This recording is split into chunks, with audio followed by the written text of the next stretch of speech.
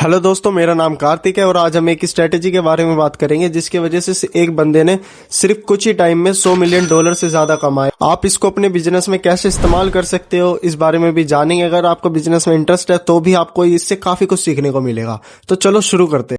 तो इस स्ट्रेटेजी का नाम है गोस्ट प्रोडक्ट। हाँ, सुनने में थोड़ा अटपटा है लेकिन अब यही नाम है।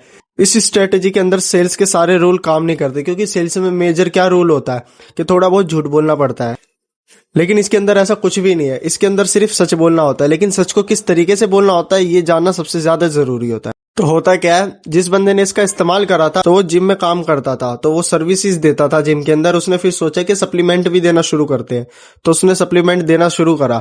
अब उसके सप्लीमेंट इतने ज्यादा फायदेमंद थे कि लोग बहुत ज्यादा आने लगे थे। तो कुछ टाइम में उसके प्रोडक्ट आउट ऑफ स्टॉक हो चुके थे। तब एक लेडी आती है तो वो उससे सप्लीमेंट मांगती है, लेकिन वो मना कर देता है। कहता है कि मेरे पास अभी है नहीं, आप बाहर से ले लीजिए, वहां से सस्ता मिलेगा। ये थोड़ा महंगा है, अच्छा है, लेकिन वो भी काम चलाऊ हो जाएगा। तो फिर वो लेडी थोड़ा सोचती है, ये भी सोचने में पड़ जाता है। तो लेडी इसके सारे प्रोडक्ट धीरे धीरे करके खरीदती है। ये भी कंफ्यूज होता है कि ऐसा क्यों हुआ। तब इसको पता चलता है कि सच बोलने से क्या होता है, लेकिन सच को किस तरीके से बोलना होता है ये भी इसने समझा। गोस्ट प्रोडक्ट अगर आप बेच रहे हो तो लो मार्जिन को सेक्रीफाइस करना पड़ता है और हाई मार्जिन पे आपको फोकस करना पड़ता है। अगर आप इस स्ट्रेटेजी का यूज कर रहे हो तो आपको ये बात ध्यान रखनी है कि आपको सेल नहीं करना है, आपको एडवाइस देनी है। यानी कि उनके लिए जो ज़्यादा ज़रूरी है आपको सिर्फ वो करना है, चाहे उसके लिए बाहर से उन्हें प्रोडक्ट लेना पड़े, आपको बताना पड़े कि ये वाला प्रोडक्ट हम पे नहीं, उनके पास है, आप उनसे ले लीजिए। उस टाइम पर क्या होता है कि उनके मन में ट्रस्ट बिल्ड होता है। ये सारा खेल ट्रस्ट का ही है। उसने बताया कि जब वो ये काम करता था तो वो सेलिंग से ज़्यादा एडवाइस देने पे फोकस करता था।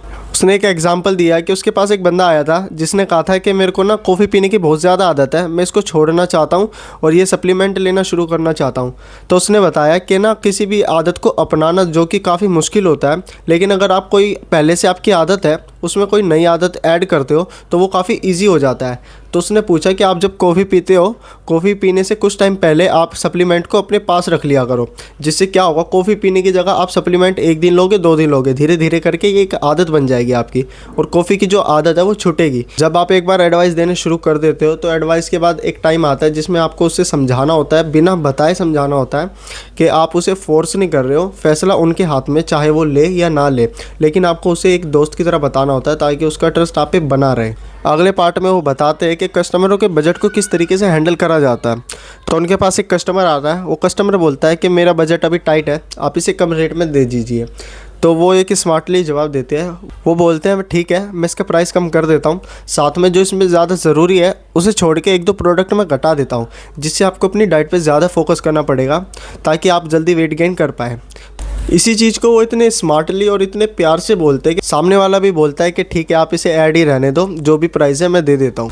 नेक्स्ट वो बताते हैं कि अगर आप कस्टमर के लिए दिल से सोचते हो तो जो सेलिंग होता है वो एक सर्विस बन जाती है और डील अपने आप ही क्लोज होने लगती है। शॉर्ट में बताऊं तो कस्टमर को सिर्फ सर्विस दो, उसे सेल करने की कोशिश मत करो। उन्हें ये लगना चाहिए कि आप उसकी हेल्प कर रहे हो, ना कि कुछ बेचने के लिए आए हो। बुक का नाम है $100 मिलियन और जो ऑथर है उनका नाम है एलेक्स हर्मोजी।